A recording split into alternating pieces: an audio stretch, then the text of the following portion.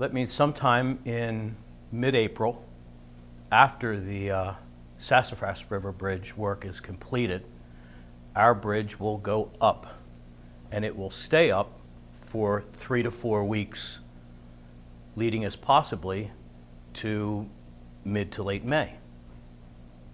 Maybe longer if there are weather delays. Well, temperatures need to be 40 degrees and rising. They're guesstimating mid-March for the work to begin on the Sassafras. So my point has been basically mid-March, if we have another year like last year, or are we looking at March the 20th? The estimate is 3 to 4 weeks, so let's call it 4 weeks. Weather delays, etc. We look at a completion at Sassafras around April 20th. Give them a day or so to move all their gear down here, same crew, same equipment, and around the 20-something of April, our bridge goes up and is closed to vehicular traffic. So 3 to 4 weeks later, we're at late May. So that's my concern, is that it is the beginning of tourist season. It's graduation, it's Mother's Day, it's planting season for the farmers. The home garden centers, Kingstown, JBK, they're gearing up after a pretty darn long winter. I know the historic district merchants we look at April and May like, finally a little bit of rain after the long drought. Right. From what I understand, the April and into May is what I'm calling decision season. The college is trying to attract students to Washington College, and the view of the town coming over the bridge is, how should you call it in real estate, curb appeal. Reason to come here, one of the many. And with that aspect gone, if it costs them students, it doesn't just cost the college for 1 year, it costs them all 4. But I think it comes down to just establishing dialogue with the State Highway Administration to be able to sit down, examine other techniques of bridge painting, and I'm quite certain that if we just talk to each other calmly, politely, intelligently, that we can keep our community safe, we can mind the environment, and we can paint our bridge. So all at the same time. Really, bottom line is the public safety aspect of this whole project. First responders rely on that bridge to protect Kingstown. We rely on that bridge to bring at least 50% of our firefighters from the south side of the bridge to our station. Obviously the hospital, our state-of-the-art emergency room, is on the north side of the hospital.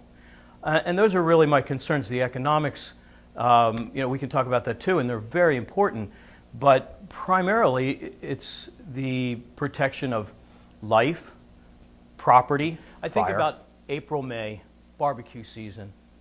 Somebody's in their backyard, they've had a couple of beers with friends, all having a good time, and nobody notices that the barbecue is a little too close to the wooden siding. And that small incident, in fact, we had something like that here just a couple of years ago. Somebody flicked a cigarette butt in the mulch to the building next to us. Luckily, one of our neighbors saw it just as the flames were shooting up the side of the building.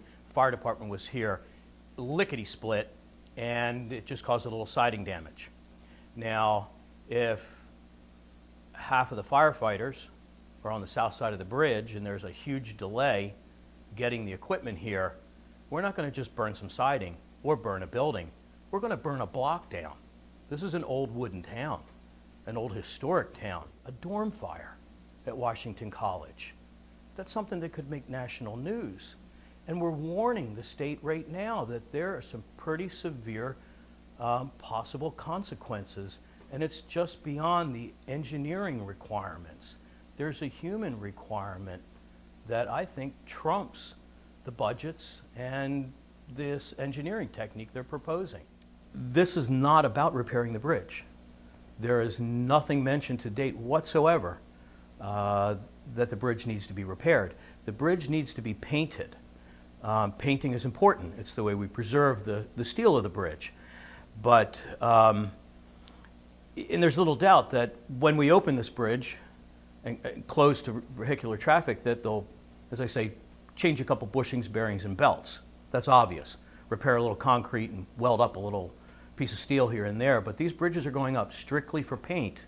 And what we're trying to convey to the State Highway Administration is what other methods are available to paint a bridge. This is going to create an economic dead zone from Route 544 to 291 and possibly even beyond to our new shopping centers or to the shopping centers and past. I haven't really had a chance to vet this, but it makes pretty good sense. The count over the bridge, I understand, is over 10,000 cars a day. So imagine all the businesses along 213 that for 3 to 4 weeks, possibly longer, are cut short by, who knows, 80–90% of their customers. There are a lot of merchants that will be severely impacted by this. There are petitions at virtually every shop in Chestertown. There's a petition at Town Hall at the front desk. There's a petition at the front desk of the Blue Heron Cafe if you want to stop by here. And we're trying to get those all signed by Monday so that we can bring them to our meeting on Wednesday at the County Commissioners meeting room, 9 to 11. I think the more people that show up, the more it sends the signal that this is a community-wide issue, not just a fire department issue or not just a merchant issue, that this affects everybody.